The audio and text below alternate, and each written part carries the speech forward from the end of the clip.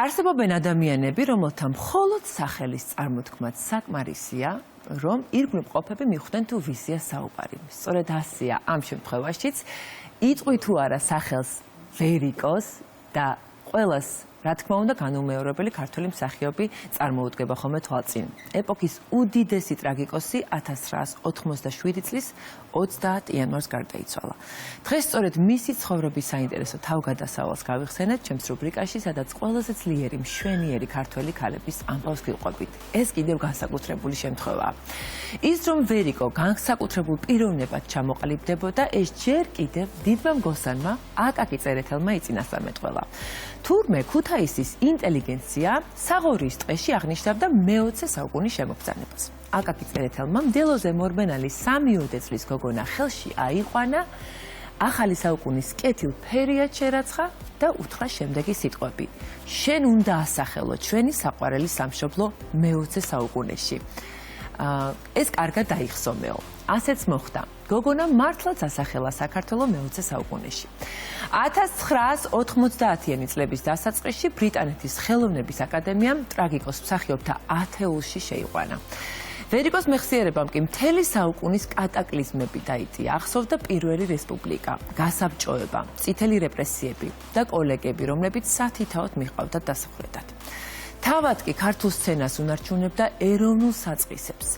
იმას, რასაც ქართულ თეატრს და კინოს ვუწოდებთ. იყო 10 წლის, როდესაც ნოტარიუსმა მამამ დაბადების დღეზე თეატრი აჩუქა. დიდ ოთახში მას ერთ ღამეში აუშენეს სცენა, ფარდებითა და დეკორაციებით, სადაც პატარა ვერიკო სპექტაკლებს დგამდა. ხშირად ბიჭს განასახიერებდა. თავად გააცოცხლა პატარა სცენაზე დარისპანის გასაჭირი, სადაც დარისპანს თამაშობდა. ვერიკო ანჯაფარიძეს ბავშვობიდან ხიბლავდა ტრაგიკული ვითარებების წარმოდგენა. სახამოობით, როცა ყველა შინ იყო, მიუჯდებოდა როიალს და სამგლოვიარო მარს უკრავდა. ტიროდა და უნდოდა სხვებიც აეტირებინა. შეშფოთებული მშობლები ბავშვის ამგვარი განწყობილებების მიზეზს ეძებდნენ. მე რეხა გამოწყდა ვერიკო, რადგან ულამაზო ვიყავი, თავს არასასურველად თვლიდიო. ალბათ სწორედ მაშინ დაისახა მიზნად, რომ ყველა მისი ნაკლი გამარჯვებად ექცია და თავად განესაზღვრა მისი ცხოვრების გზა. ისე ეცხოვრა, რომ ადამიანებს ის ისეთი მიეღოთ, როგორი გარეგნობაც ჰქონდა. ოდნავ წაგრძელებული ცხვირით, გრძელი სახით და ელვარე თვალებით. კოტე მარჯანიშვილი მას მუსიკის იმ მელოდიას ადარებდა, რომელსაც რაც უფრო ხშირად ისმენ, მით უფრო გეძალება მოსმენის სურვილი. ვერიკო ანჯაფარიძის ხელოვნება დიდებული და სადაა, როგორც გაცოცხლებული ქართული ფრესკა, წერდა რეჟისორი გიორგი ტოვსტონოვი. ანჯაფარიძემ სამსახიობო ხელოვნება მოსკოვში ისწავლა, იქვე მიიღო მთავარი გადაწყვეტილება, მინდა საკუთარი მშობლიური რამ ვითამაშო ქართულ ენაზე. მე ხომ იმიტომ მეცადინეობ, რომ განათლება მივიღო და შემდეგ მშობლიურ სცენას ვემსახურო. ვერიკო საქართველოში 1918 წელს დაბრუნდა. სწორედ იმ წელს ჩამოვიდა ასევე საფრანგეთიდან თეატრალური მოღვაწე გიორგი ჯაბადარი, რომელმაც სტუდია დააარსა და მეცადინეობების საგარეჯოში გაჩაღდა. სტუდიას მალე ვერიკო ანჯაფარიძეც შეუერთდა და სწორედ იქ გაიცნო მან თავისი მომავალი მეუღლე მიხეილ ჭიაურელი, რომელიც მსახიობის პირველი სენიორი პარტნიორიც აღმოჩნდა. 1927 წელს ფიქრის გორაზე, იქ სადაც მიხეილ ჭიაურელმა პირველად აკოცა ვერიკოს, მიხეილ ჭიაურელმა სახლი ააშენა და სწორედ ეს სახლი გადაიქცა კულტურის ცენტრად. ვის არ ნახავდით სტუმრად იქ მისულს ფიქრის გორაზე, ამ სახლში დაიბადა და გაიზარდა სოფიკო ჭიაურელი. ასე იხსენებდა ყველასათვის საყვარელი მსახიობი დედას. ჩემთვის ის არც პოპულარული, არც ყველაზე პოპულარული და არც გენიალური მსახიობი არ იყო. ის იყო დედა. როგორც დედა თქვენია თქვენთვის, ისე იყო ჩემთვის ვერიკო. ეს გავაცნობიერე მე თვითონ რომ გავხდი მსახიობი. როცა დავინახე როგორ აფასდებდნენ, მაგრამ ნამდვილად ბოლომდე გავაცნობიერე მაშინ, როცა ის აღარ იყო ამ ქვეყნად. ვერიკო გენიალური მსახიობი იყო. თავად მსახიობი მთელი ცხოვრების მანძილზე ამაყობდა იმით, რომ ის სცენას მთელს მის სიცოცხლეს უთმობდა. ვერიკოსთვის სხვა ცხოვრება არ არსებობდა. ანჯაფარიძე წერდა, მე არასოდეს მქონია თეატრისგან გამიჯნული არც სახლი, არც კერა, არც სიცოცხლე.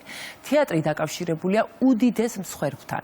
მე ხშირად თვალწინ დამიდგა ჩემი ოჯახი, შვილები, ჩემი სოფიკო, რომლებსაც რამდენი რამ მოვაკელი, რადგან მათ და არც მე თვითონ არ გვეკუთვნოდა ჩვენი დრო, არც გულისხმური, არც სუნთქვა. არც სისხლი. ყველაფერს მოითხოვდა თეატრი. ყველაფერს ურჩხულივით ითვისებდა და თქავდა. მე ცხოვრების დიდი გრძელი გზა გამოვიარე. უამრავი რამგან მიცდია და გადამხდენია თავს. დღეს გილოცავთ და მოგმართავთ თქვენ ახალგაზრდებს. განცდილს ნუ გამოედევნებით, ნუ ითხოვთ შეჩერდი წამო.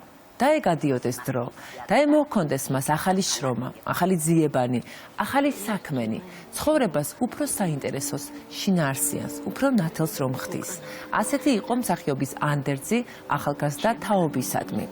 ტელევიზიის ოქროს ფონდი კი ინახავს უნიკალურ კადრებს იუბილედან, სადაც მსახიობის ემოციური მიმართვა გახლავთ აღბეჭდილი, რა თქმა უნდა, ახლა შემოგთავაზებთ ამ ამონარიც. დაიცვა ჩემი გული ამ სცენაზე თქვენთვის. რამდენჯერ მოვუდი ამ სცენაზე თქვენთვის. რამდენი სიხარული მინახავს ამ სცენაზე თქვენგან. რამდენი დარდი გადამიტანია თქვენთან ერთად. მიყვარხარ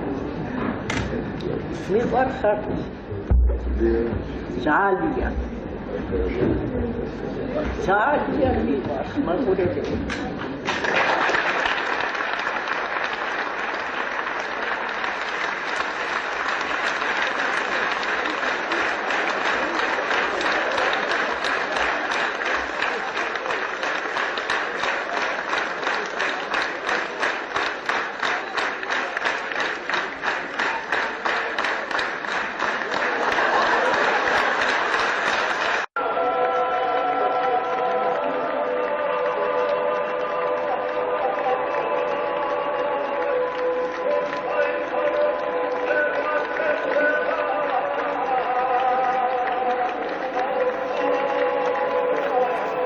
ეს იყო ნამდვილად დიდი ორმხრივი სიყვარული თეატრის მაყურებლის და პირიქით.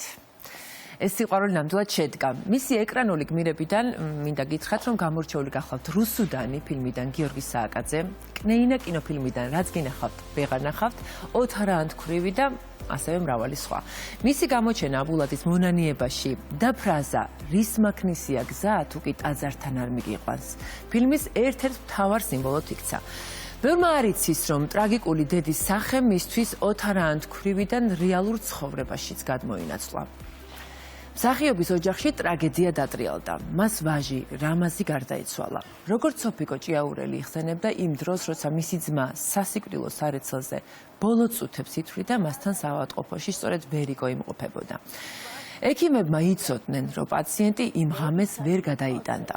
ქართული თეატრის ვარსკვლავთან სახელგანთმული ქირურგი ეგნატე ფიფია მივიდა და უთხრა: ვერიკო, წადი სახლში, დაისვენე, რამდენი დღეა აქ ხარ და დილით მოდი. შენი შვილი ახლა დაიძინებს და ხვალ ნახავ. მსახიობი დაეთანხმა, ფიფიას ხელკავი გაუყარა და პალატიდან გავიდა. სოფიკო ყვებოდა თუ როგორ უნდოდა დედისთვის დაეძახა, მთელი ხმით ეყვირა, დედა შენ რამას ვეღარ ნახავ. ნუ თუ დედის გული ვერ ხვდებოდა, ვერ გრძნობდა ვერიკო, რომ მისი შვილი ტოვებდა ამ სამყაროს. მაგრამ გამოცდილმა ექიმმა ასე გადაწყვიტა, რომ მსახიობს, რომელსაც კინოკადრში უამრავჯერ უნახავს შვილის სიკვდილი, ამას ცხოვრებაში არ შესწრებოდა. ასე მოუყვებოდნენ უკვე ასაკოვანი ვერიკო და ეგნატე ფიფია მეცხრეს ავადმყოფოს დერეფნებს. ოჯახის წევრებს ვერიკოს ცრემლები არ უნახავთ. დაკრძალვის შემდეგ კი ღამღამობით მისი საძინებლიდან დაჭრილი ლომის ხმა გამოდიოდა.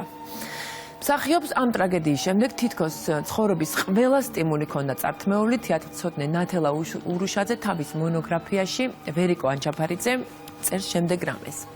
ერთხელ ძალზე საქმიანად დამიბარა. ჩემს რამასთან დამასაფლავეთ. თუ სისხლი ჩამექცეს, მაშინვე მომისპე სიცოცხლე. ამას შენ გიბარებ. შემაწრწუნა დანაბარებმა, რა დაგიშავე მეთქი. წარბი შეიკრა და მკვახეთ მიპასუხა.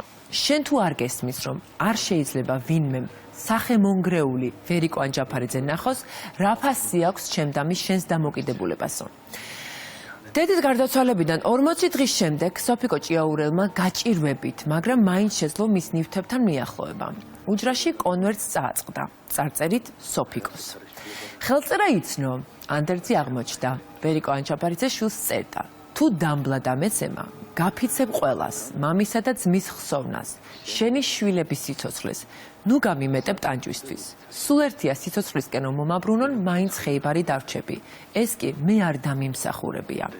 ძალით ნუ წამიყვან ავადმყოფოში. აქ საკუთარ საწოლში უფრო ადვილი იქნება სიკვდილი. არადა რამდენი ხანია მინდა ჩემი ვაჟის გვერდით განვისვენო. ერთი პატარა ნემსი. გეცოდინება, რომ ამით მომგვარე სიმშვიდე. მხოლოდ ამას გთხოვ, წერდა ანდერძში, ქალი, რომლის სიკვდილი მაყურებელმა ეკრანსა და სცენაზე უამრავჯერ იხილა. რამდენჯერაც მოკვდა, იმდენჯერ გაცოცხლდა და გვიჩვენა ძალიან ძლიერი მაგალითი იმისა, თუ როგორ უნდა აქციო ყოველი მარცხი და იმედგაცრუება შენს გამარჯვებად. მიაღწიო იმდენს, რომ შენი გარდაცვალებიდან თითქმის 40 წლის შემდეგ კვლავ მხოლოდ ღიმილით, სიამაყით გიხსენებდნენ და ყოველგვარი გადაჭარბების გარეშე ამბობდნენ ვერიკო და მისი ეპოქა. რა საოცარია, რა ყველა ქართველი რაღაც საოცარი ქალბატონის უკან დგას საშინელი ტრაგედია და ასე იყო ამ შემთხვევაში და მე ძალიან მიჭირს გულგრილად ხოლმე ამებების საკითხვა. რა თქმა უნდა, დიდებული ქალბატონის ისტორია. ვერიკო და მისი ეპოქა კი. აბა, მადლობა შექმნა ეპოქა. დიდი მადლობა ამისთვის, მადლობა. ზაკს ზაკ ყოველთვის. ისეთ ინფორმაციებს უყრის ხოლმე თავს, რომ რაღაცა ხელახლა ვიცნობთ ამ ფანტასტიკურ ადამიანებს, რომელზეც თითქოს ბევრი ვიცით, თუმცა ეს მაინც სხვა შემთხვევაა ხოლმე.